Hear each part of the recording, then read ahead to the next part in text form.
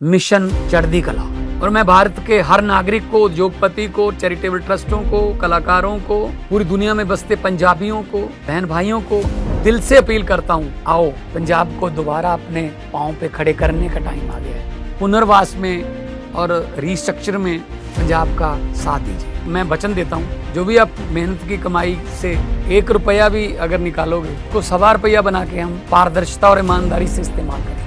और जानकारी चाहिए तो rangla.punjab.gov.in ये वेबसाइट पे जा सकते हैं, सब कुछ डिटेल मिल जाएगा। आओ मिलकर हाथ से हाथ जोड़ के एक ऐसा पुण्य उसमें योगदान डालें और बता दें दुनिया को कि पंजाब किसी भी संकट के सामने हारता नहीं है। बात करें दी एक अच्छा एंटरटेनर है, एंटरटेनमेंट बहुत अच्छा करता है और उसके बस की अब जो है ये पॉलिटिक्स नहीं है, वो किसी एंटरटेनमेंट चैनल को खोले और हम उसकी टीआरपी बढ़ाएंगे। राहुल गांधी का इस्तेमाल किस में होता है आज के डेट में? कोई उनको सीरियस लेता है? सारे लोग उनकी वीडियोस का मजाक उड़ाते हैं और उनको मीम्स के तौर पे देखते हैं। कोई भी अपना लीडर नहीं देखना चाहता है। इसका युवा मतलब राहुल गांधी के साथ में नहीं है। दुर्भाग्य होगा जिस दिन राहुल गांधी प्रधानमंत्री बनेगा। अगर राहुल गांधी या कांग्रेस पार्टी को ये लगता है कि यहाँ के जेएनजी उमड़ के आएंगे और सड़कों पे उतरेंगे और यहाँ की सरकार गिरा देंगे, तो उनको ये समझना पड़ेगा कि उनको मोदी जी से निपटने से पहले हम जैसे लोगों से निपटना पड़ेगा। कि नेपाल के जेएनजी भी सरकार गिराने के बाद किसके फोटो लेके घूम रहे थे? मोदी और योगी के। आप पूछिए किसी से, आप मोदी जैसा बनना चाहोगे? योगी जैसा बंदा छूटते ही बोलेगा हाँ मैं बनना चाहूंगा। राहुल गांधी जैसा मेरा बच्चा भी ना पैदा हो ऐसा, तो ऐसा उनका छवि बन चुका है। और रही बात जो ये डेटा लेके आए थे वोट चोरी म्यांमार से, एक बात बताइए देखिए राहुल गांधी की आप बात कर रहे हो तो वो तो कहा जा रहा है कि राहुल गांधी को बदनाम किया जा रहा है। नेपाल हिंसा के बाद राहुल गांधी अब देश के नागरिकों से या कहें कि देश के जेनजी से अपील कर रहे हैं और उनसे कह रहे हैं कि अब जेनजी ही देश का संविधान बचाएंगे, वोट चोरी से रोकेंगे। देखिए देश के जेनजी से राहुल गांधी का बड़ा लगाव हो गया नेपाल हिंसा के बाद। अब वो देखने का सपना देख रहे हैं कि शायद देश में भी बदलाव आ जाए जेनजी की वजह से। तो क्या लग रहा है कि संविधान? देखिए देश का जेनजी ना तो कहीं भारतीय जनता पार्टी के और मोदी जी की नीतियों को कहीं ना कहीं स्टैंप लगाते जा रहा है। और ऐसा उदाहरण हमने दिल्ली में जो है छात्र संघ के चुनाव हुए ना, जिसमें एबीवीपी जो एनडीए की ही एक सहभागी है उसको मतलब बिल्कुल 3 सीटें दी हैं। इसी तरह पंजाब में जिताया, इसी तरह हैदराबाद में भी कहीं ना कहीं अब एबीवीपी का जो परचम ले रहा है। तो इससे तो साफ मानसिकता दिखती है कि देश का जो जेनजी है, जिसको आज कहीं ना कहीं राहुल गांधी ये चाह रहे हैं कि उसको भड़का के और उसका माइंड वॉश करके जो है जिस तरह से नेपाल में हुआ उसी तरह का भारत में करवाना चाहते हैं। तो देश का जेनजी कहीं ना कहीं मोदी जी की नीतियों के साथ है। और वोट चोरी की बात कहेंगे तो मैं सिर्फ यही बोलना चाह रहा हूं कि जिस तथ्यों के आधार पर एक प्रोपेगेंडा सेट करना चाह रहे थे राहुल गांधी कि भाई वोट चोरी कर रहे हैं, उसने ऑफिशियली ट्विटर पे माफी मांग ली है कि भाई ये जो मेरे से गलती हुई है डाटा रीड करने में। और ये जो राहुल गांधी ने जो डाटा प्रेजेंट किया है, म्यांमार में प्रिपेयर किया हुआ जो डाटा प्रेजेंट किया है, तो ये देखिएगा माफी मांगेगा। राहुल गांधी वो माफी वीर है जो अपनी उम्र से ज्यादा माफियां लिख के जो है सुप्रीम कोर्ट में दे चुका है। चौकीदार चोर है, सावरकर वाला बयान और राफेल वाला बयान, चाइना ने हमारी 2000 स्क्वायर मीटर जमीन हड़प ली। एक्चुअली में ये ना एक प्रोपेगेंडा सेट करना चाह रहे हैं।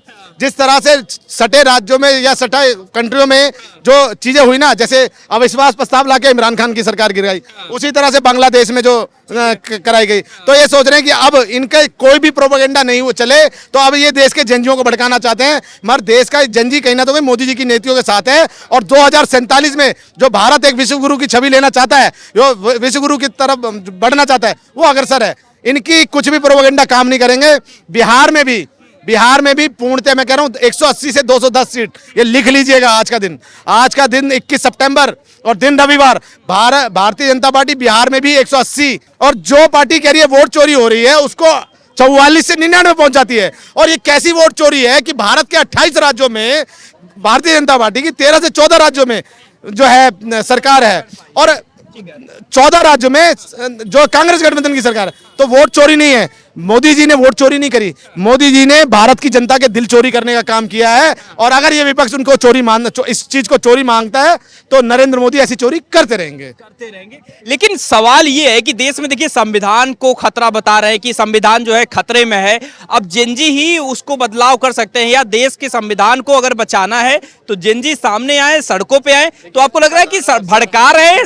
नहीं, सरकार के खिलाफ राहुल गांधी क्या जेनजी को भड़का रहे हैं? इंदिरा गांधी के समय इंदिरा गांधी के समय लोकतंत्र की हत्या हुई थी 51 बार, नेहरू के समय 10 बारी, संविधानों में संशोधन कितनी बार हुआ था पता नहीं। अब मैं एक छोटा सा सवाल पूछ रहा हूँ, ये पढ़ लीजिएगा, ऑफिशियली डाटा, माफी मांगूंगा अगर सॉरी बोलूंगा राहुल गांधी को। एक बात बताओ, संविधान में कांग्रेस ने चेंज किया था, आर्टिकल 30 कहता है कि मदरसों में कुरान पढ़ना जरूरी है। ये कांग्रेस ने रेक्टिफाई, मतलब संविधान में चेंज किया था। और वहीं आर्टिकल 30 ये बोलता है कि स्कूल में, कॉलेजों में गीता पढ़ाना मना है। तो ये कांग्रेस ने चेंज किया था। तो ये मुझे नहीं समझ में आया कि ये आज तो मोदी जी कहते हैं कि सबका साथ, सबका विकास, सबका विश्वास और सबका प्रयास। भारत की 140 करोड़ के जनता का मैं प्रधानमंत्री हूं। राहुल गांधी से पूछो, राहुल गांधी कभी भी कहेगा हम जो है आरएसएस को खत्म कर देंगे, आरक्षण दे देंगे, बीजेपी को खत्म कर देंगे। अरे इस देश का मुद्दा है भैया, रोहिंग्या, घुसपैठियां, आतंकवाद इस देश का सबसे बड़ा मुद्दा है, जिससे कहीं ना तो कहीं देश को बर्बाद करने की साजिश चल रही है। उस पे बात करो ना। आप विपक्ष हो, आपने बोल दिया, आपका मीडिया ने बोला विपक्ष का काम, मैं लोकतंत्र की बचा नहीं सकता, ये मेरा काम नहीं है। तो अगर आपका ये काम नहीं है, अगर देश की जनता ने आपको 99 सीट दी और आप अपना ऑपोजिशन का काम नहीं कर पा रहे हो, तो आप इटली चले जाओ भैया। जिस बार में आपकी माताजी काम करती थी उसी बार में जाइए, आप भी काम करिए और 99 सीटों का पिंडदान करिए अपने पिताजी को। अगर आप एक विपक्ष की भूमिका नहीं निभा सकते तो आप पिंडदान करिए 99 सीटों का और जाइए।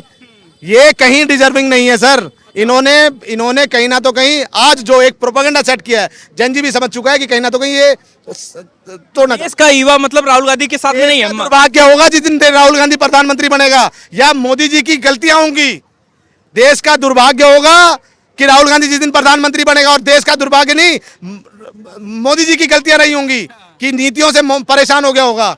मगर वैसा काम मोदी जी ने नहीं किया। चाहे डिजिटल इंडिया को आज मैं बताऊं, आज मेरा पर्स चोरी नहीं होता। आज मुझे तनख्वाह मिलती है ना, तो मेरे अकाउंट में मुझे पता है कि ऑफिस से लेके घर पहुंचता हूं ना, तो अगर मेरे अकाउंट में 50,000 रुपए आए तो मुझे पता है वो 50,000 रुपए मेरे ही हैं। पहले 50,000 रुपए इस पॉकेट में लेके निकलता था और जेब कट जाता था। ठीक है, तो मतलब जनजी आप जो राहुल गांधी को नहीं पसंद करे, जो कह रहे हैं मैं कह रहा हूं, को उतरने की बात कर रहे हैं। गांधी एक अच्छा एंटरटेनर है, एंटरटेनमेंट बहुत अच्छा करता है, और उसके बस की अब जो है ये पॉलिटिक्स नहीं है। वो किसी एंटरटेनमेंट चैनल को खोले और हम उसकी टीआरपी बढ़ाएंगे। क्या नाम हुआ आपका? जी अनुराग ठाकुर। अनुराग भाई, देखिए राहुल गांधी देश के जेनजी पर बड़ा भरोसा कर रहे हैं।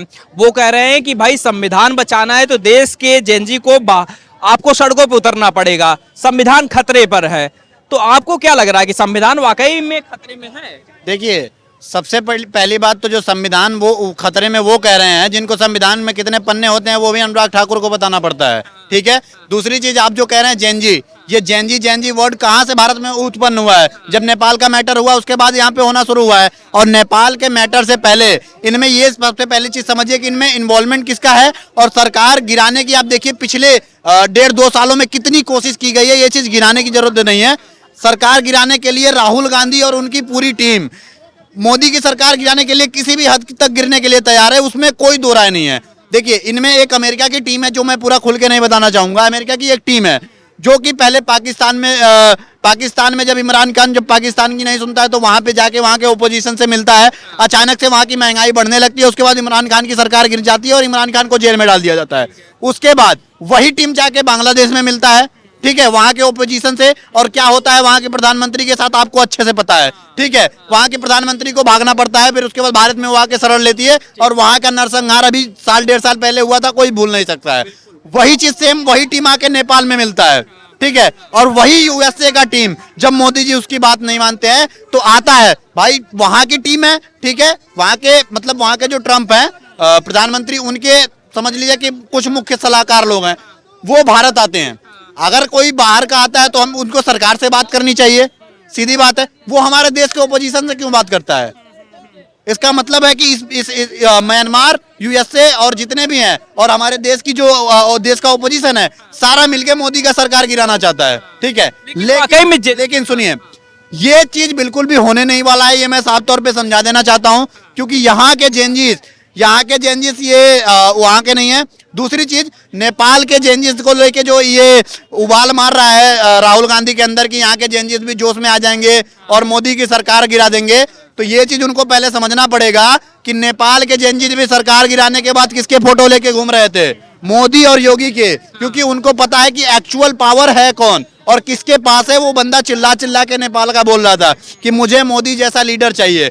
तो जो इस देश में सरकार बना सकता है ना, तो ये जो इनके खिलाफ जो अंट-संट बकेंगे उनको उनका इलाज भी अच्छे से कर सकता है। जैसे कि आप एग्जाम्पल के लिए योगी जी को ले लीजिए। और दूसरी चीज, अगर राहुल गांधी या कांग्रेस पार्टी को ये लगता है कि यहाँ के जेएनजी उमड़ के आएंगे और सड़कों पे उतरेंगे और यहाँ की सरकार गिरा देंगे, तो उनको ये समझना पड़ेगा कि उनको मोदी जी से निपटने से पहले हम जैसे लोगों से निपटना पड़ेगा। ठीक है, तो वो और जो सरकार गिराने आएंगे, ठीक है, सबसे पहले वो जेएनजी नहीं है, क्योंकि हमारे यहाँ का प्रधानमंत्री वैसा नहीं है। हमारे देश के प्रधानमंत्री को आप देखिए किस तरीके से विकास के राह पे चल रहा है। आज 50% टैरिफ मारने के बाद भी, ठीक है, इंडिया स्ट्रगल जैसा चीज दिमाग में आ तक नहीं रहा है किसी के कि हम स्ट्रगल कर रहे हैं। आज अमेरिका ने इतना 87 बिलियन का जो एक्सपोर्टर थे, आज अमेरिका में 87 बिलियन का एक्सपोर्ट करते थे, ठीक है, टैरिफ मारने के बाद भी ऐसा कहीं भी नहीं दिखाया जा रहा है कि अचानक से कहीं महंगाई बढ़ गई। तो इतने अच्छे लीडर होने के बाद भी, कि अमेरिका जैसे और बाकी सारे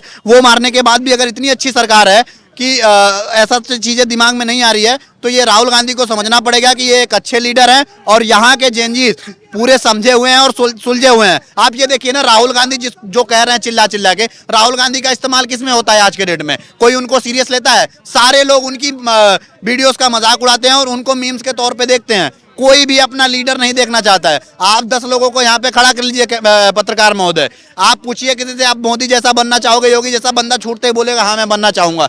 राहुल गांधी जैसा मेरा बच्चा भी ना पैदा हो ऐसा, तो ऐसा उनका छवि बन चुका है। और रही बात जो ये डेटा लेके आए थे वोट चोरी म्यांमार से, एक बात बताइए, देखिए राहुल गांधी की आप बात कर रहे हो, तो वो तो कहा जा रहा है कि राहुल गांधी को बदनाम किया जा रहा है, लेकिन राहुल गांधी कह रहे हैं, अभी एक बयान उनका है, कह रहे हैं कि देश में खतरा है, मोदी योगी की वजह से पूरे देश में खतरा है। कुछ भी ना है, ये बाहर का विदेशी था, सरकार चलाएगा ये जो बाहर का आया हुआ है, सरकार चलाएगा। इटली से आया हुआ बंदा यहाँ सरकार चलाएगा ये बाहर का है और क्या, बाहर का यही है, विदेशी है ये। इसकी माँ का ना, मोदी तो यहीं का है, यहीं पैदा हुआ, यहीं का, ये गुजरात का है, वो तो हिंदुस्तान का है ना वो, और यही तो दिल्ली का है राहुल गांधी। नहीं, कह रहे हैं कि मोदी जब तक है तब तक देश को खतरा है, राहुल गांधी आएंगे तो ना है खतरा, कौन कह रहा खतरा? ये चमचे हैं जो कांग्रेस के, ये बोलते हैं। और नहीं, हमें नहीं पसंद है, हमें नहीं पसंद है, बस हमें नहीं पसंद है। हम राजपूत सूर्यवंशी हैं जो हमें सिर्फ योगी को सपोर्ट करते हैं, मोदी को सपोर्ट करते हैं। हम नहीं मानते योगी का, इसको कांग्रेस वगैरह को। महंगाई बढ़ गई। अरे कुछ ना बढ़ेगी महंगाई, हर चीज पैसे ही मिलती है, पैसा खत्म करो हर चीज मिलेगी। महंगाई कौन कहता बढ़ेगी है? देखिए, देश के जेएनजी से राहुल गांधी की बड़ी उम्मीद जग गई है नेपाल हिंसा के बाद।